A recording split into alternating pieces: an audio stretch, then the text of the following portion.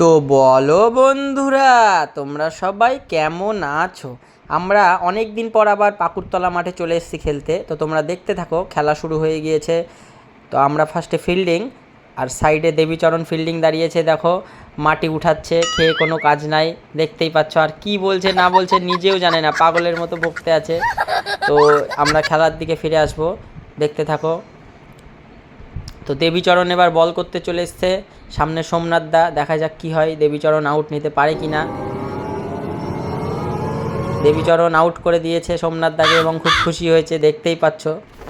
আমরা এতদিন পর মাঠে খেলতে আসলাম, শোনো না, আরে একই আমরা ভালোবেসে ঢেপুদা বলি, এটা ভালোবাসার দা। খারাপ লাগবে মাইরি বলছে এখন ফেসবুকে। সোমনাথ দা, এতদিন পর যে পাকুড়তলায় আমাদের খেলা শুরু হলো তোমার উদ্যোগে এবছর, এই কারণে তোমাকে অসংখ্য ধন্যবাদ এবং ভালোবাসা। তো তুমি প্রথম ম্যাচটি খেলে কি বুঝতে পারলে, ব্যাটিং পিচ না বোলিং পিচ? পিচ হচ্ছে মানে চেঞ্জ হচ্ছে, মানে প্রথম দিকে আমরা যা বুঝতে পারছি স্পিনার যেরকম কাজ করছে, ফাস্টও সেরকম কাজ করছে, তো পিচটা রীতিমতো চেঞ্জ হচ্ছে। তো এই জায়গায় দাঁড়িয়ে আমরা দেখছি যে স্পিনার ভালো কাজ করছে, আবার ফাস্টও ভালো কাজ করছে। তো একটু সময় লাগবে পিচটা বুঝতে, আশা করি কালকে থেকে আবার খেলা স্বাভাবিক পর্যায়ে চলে আসবে। আচ্ছা, অসংখ্য।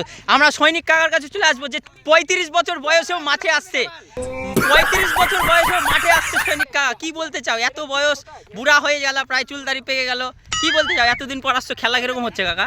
ভালো হচ্ছে তো খেলা, ভালো হচ্ছে। সবাই আসছে মাঠে, ইয়াং ছেলেপেলেদের সাথে খেলতে ভালোই তো লাগছে। তাহলে কাকা তুমি আর ক বছর খেলতে চাও? 35 হয়ে গেল, এরপরে আর ক বছর? বিগত 35। আচ্ছা আচ্ছা, ঠিক আছে।